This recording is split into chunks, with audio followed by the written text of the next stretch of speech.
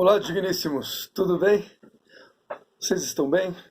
Vamos trabalhar um pouquinho? Vamos falar um pouco de um tópico bastante interessante do ponto de vista das provas modernas de vestibular que falam e versam questionamento acerca de características estruturais e estruturantes do texto, né? O que a gente precisa primeiro é lembrar-se de que texto, né, texto para a prova, é toda e qualquer informação que de alguma forma estabelecida comunica algo ao seu receptor. Então, necessariamente, o texto não só é aquele decorrente da linguagem escrita, por exemplo, né? Quando a gente fala em texto, eu trabalho tanto com a linguagem conhecidamente sabida como verbal, aquela que é escrita, redigida, né? Fonematicamente, morfematicamente, como também a linguagem dada como não verbal. Tá? Então, essa é a grande divisão entre os dois tipos de texto, os dois tipos de informação textual. Tá bem? Então, quando a gente fala em linguagem verbal, eu penso na linguagem tradicional, né? Na linguagem escrita, na transcrição. Vejam só, até a linguagem que é oral pode ser considerada a linguagem verbal se transcrita no texto, tá bom? Através de um texto, tá bem? Então, a linguagem verbal é a fala de personagem transcrita no texto, é o texto narrativo, é o texto dissertativo, é qualquer construção textual em que se dê registro escrito da língua portuguesa. Bacana? Fantástico. Do outro lado, nós temos a linguagem dita não verbal. Pô, mas Edgar, o que é linguagem não verbal?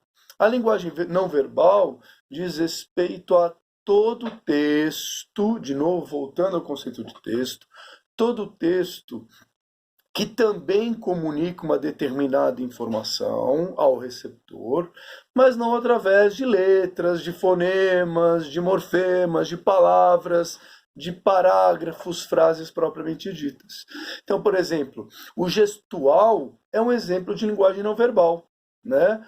A linguagem de Libras, por exemplo, né, é uma linguagem não verbal, certo? Gesticulação também, caras e expressões fisionômicas também. Agora, na prova de vestibular propriamente dita, geralmente a linguagem verbal que costuma ser usada como base para a formulação de questões durante a prova é justamente aquela linguagem não verbal dada através de charges, através de desenhos, através de infográficos, através de tirinhas, né? Qualquer tipo de informação desse tipo passa a ser considerado um exemplo de linguagem não verbal. Entenderam, né? Bacana. Ah, juntando os dois tipos de linguagem, nós temos o que a gente constata como sendo a linguagem mista. E esta sim, sem dúvida alguma, é aquela com que as provas mais costumam trabalhar, né? Então, você pega um infográfico, por exemplo, ou um cartoon, ou uma chargezinha, você tem, ao mesmo passo que você apresenta, que se apresenta nela um desenho, uma representação pictórica, uma fotografia, uma imagem em geral, você junto a ela tem um texto de natureza escrita, né? Então, essas são primeiro as duas linguagens, né, verbal e não verbal, e intermediando as duas, estabelecendo esse ponto de interseção e contato entre as duas, a linguagem considerada mista, que é aquela que verdadeiramente a prova se interessa quando mescla os dois tipos de texto. Bacana? Estão conseguindo seguir aí? Fantástico, digníssimos, fantástico. Só para que vocês de fato entendam aí cada um dos exemplos das linguagens, né? Eu posso ir construindo uma outra. Então, por exemplo,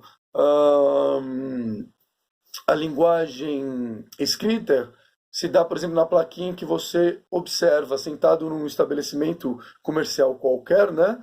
Assim, proibido fumar neste local, só escrito. A linguagem visual é aquela que se dá somente com a representação do símbolo, né? O ícone que me faz dialogar com a informação escrita. Então, é aquela representação de cigarro com inserto, né? Inserido naquele círculo vermelho com traço. Essa é uma linguagem puramente visual, né? E a linguagem mista seria a associação das duas. Então você tem a representação pictográfica, né? Desenhada, representativa do cigarro naquele círculo de proibição, e embaixo, proibido fumar. Entenderam mesmo? Claro está para todos? Lá no slide 6, se vocês acompanharem aí a aula junto a outra interface, né, o computador, por exemplo, ou colocando as duas ao mesmo tempo, no slide de número 6, você tem uma questãozinha de prova de vestibular, uma questãozinha da prova da FUVEST, né? Você tem lá um cartãozinho, né, uma tirinha, uma chargezinha, o que você quiser, como você costuma chamar, fica a seu critério. E nela você percebe o desenho e uma plaquinha em que se dá registrado o texto escrito "A Amazônia é Nossa", né? Então esse é um exemplo típico de linguagem mista. O desenho ao fundo e à frente, né?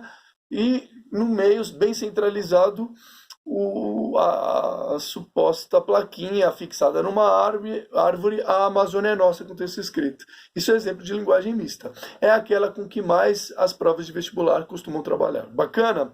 Legal. Eu trouxe esse exercício justamente para confirmar aquilo que vocês idealizam, né, como exemplo de prova. Então, no enunciado você tem lá: a crítica contida na charge visa principalmente a uma das alternativas aí representadas como interpretação. Vejam que a prova de vestibular não vai falar em linguagem verbal, linguagem visual, linguagem mista, não se fala nisso.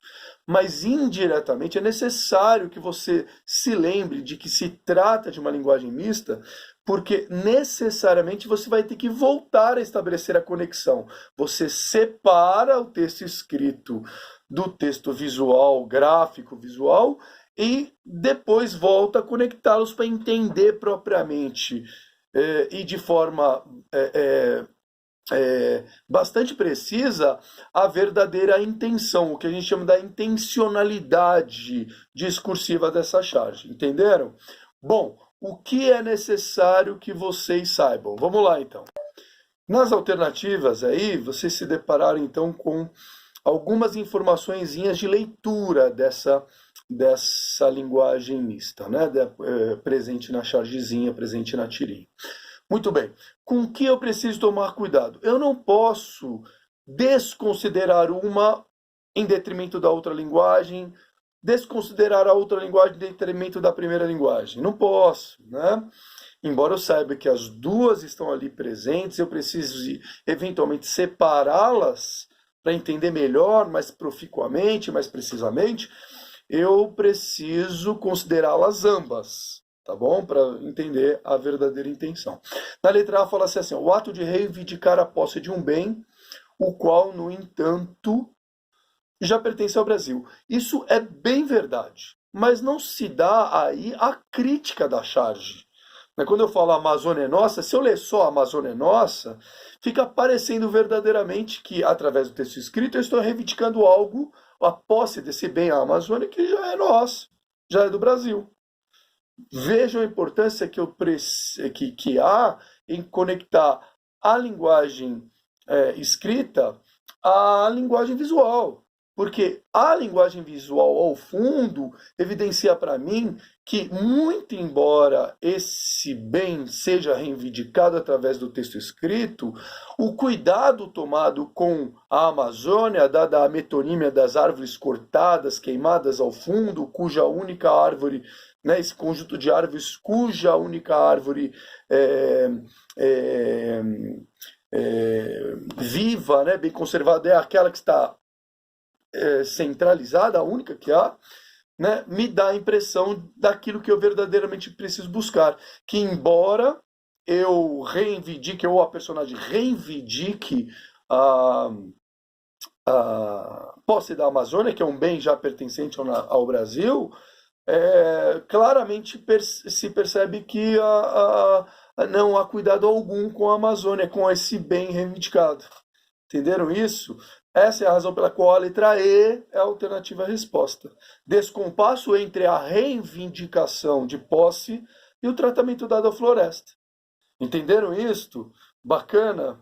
Claro está? Então tome um pouquinho de cuidado. Eu não posso ficar preso só ao texto escrito, à linguagem verbal, porque senão eu vou me deparar com a letra D, que é possível de interpretar como acertada ou correspondente, mesmo que seja minimamente correspondente, de alguma forma correspondente, né?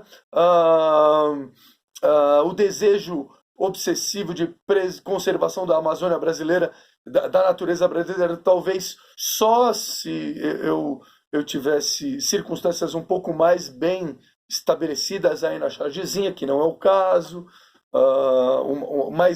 árvores, um projeto de árvore restabelecida, cuidada novamente, não é o caso, né? Ou ainda na letra C, lançamento da campanha de preservação da floresta amazônica, também não dá somente com essas informações visuais e verbais chegar a essa conclusão. Entenderam-me? Claro está. No próximo vídeo eu vou resolver alguns exercíciozinhos, tá bom? Aí vocês ficam um pouco mais bem conectados com alguns exercíciozinhos daquela listinha que eu passei a vocês, tá bom? Até daqui a pouquinho, digníssimos.